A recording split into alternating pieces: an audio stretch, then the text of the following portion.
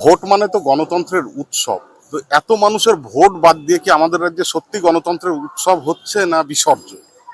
না দেখুন, এটা খুব দুঃখজনক। আপনারা যে জেলায় আছেন সেই মুর্শিদাবাদ জেলায় 4 লক্ষ লোক বাদ পড়েছে অ্যাডজুডিকেশনের পরে, এবং এই বিপুল সংখ্যক লোক, অর্থাৎ খুব পরিষ্কার করে বললে এই 91 লক্ষর গল্পটা যেমন মিথ্যে কথা, কিন্তু 27 লক্ষ লোকের তো নাম বাদ গেছে, এবং তাদের কে সুযোগ না দিয়ে যে ইলেকশন হচ্ছে সেটা দুঃখজনক। এবং এই ইলেকশনে আমার মানে সহনাগরিকরা অনেকে ভোট দিতে পারবেন না। আমি যখন ভোট দিতে যাব তখন সহনাগরিকরা বাড়িতে বসে থাকবেন, এটা অত্যন্ত দুঃখজনক। এবং আমি আমার বিশ্বাস যে 13 তারিখে সুপ্রিম কোর্টে মামলাটা আবার উঠবে।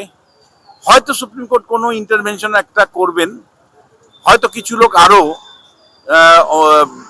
যারা যারা অ্যাপিল করেছেন অ্যাপিলেট কোর্টের থেকে তারা কিছু অন্তত সুরাহা একটা পাবেন, এটা আমার ব্যক্তিগত বিশ্বাস।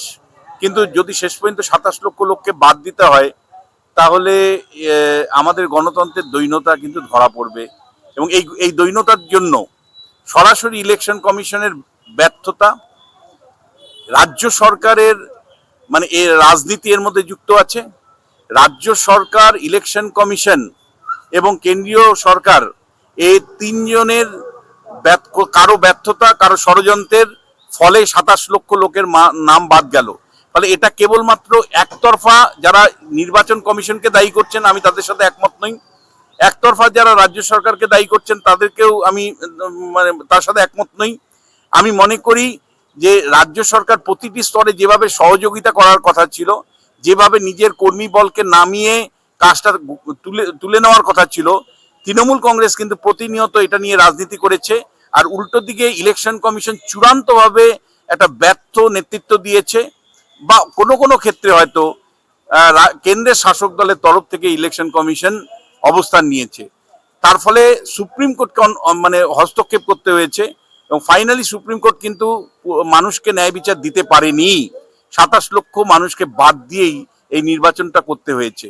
ফলে এর দায় কিন্তু রাজনৈতিক যারা স্টেক হোল্ডার তারা কোনো মতে অস্বীকার করতে পারেন না। আজকে মায়াকান্না সবাই কাঁদছে, কিন্তু এই মায়াকান্না না কেঁদে তারা যদি সহযোগিতার হাত বাড়াতেন, তাহলে কিন্তু এই 27 লক্ষ লোক বঞ্চিত হতেন না বলে আমি মনে করি। স্যার, আরেকটা প্রশ্ন, যে সেফোলজিস্ট বিশ্বনাথ চক্রবর্তী কি মনে করছে, এবার প্রত্যাবর্তন না পরিবর্তন? দেখুন, আমি প্রথম রাউন্ডে সমীক্ষার কাজ যেটা চালিয়েছিলাম, সেই সমীক্ষার কাজে যেটা বিভিন্ন অল ইন্ডিয়া কাগজগুলোতে বেরিয়েছে, যে ওই পর্যায়ে অর্থাৎ আজ থেকে প্রায় 15 দিন আগে মানুষের মতামত যখন জানার চেষ্টা করেছি, তখন কিন্তু চূড়ান্ত ভোটার তালিকা আমার হাতে ছিল না। এখন যে তালিকা দিয়েছে 13 তারিখের মধ্যে পরিবর্তন না হলে ওটাই চূড়ান্ত তালিকা। ফলে ভোটার তালিকার কনটেক্সটে আমি স্যাম্পলিং করতে পারিনি, ভোটার তালিকা যেহেতু হাতে ছিল না তার কনটেক্সটে আমি প্রজেকশন করতে পারিনি।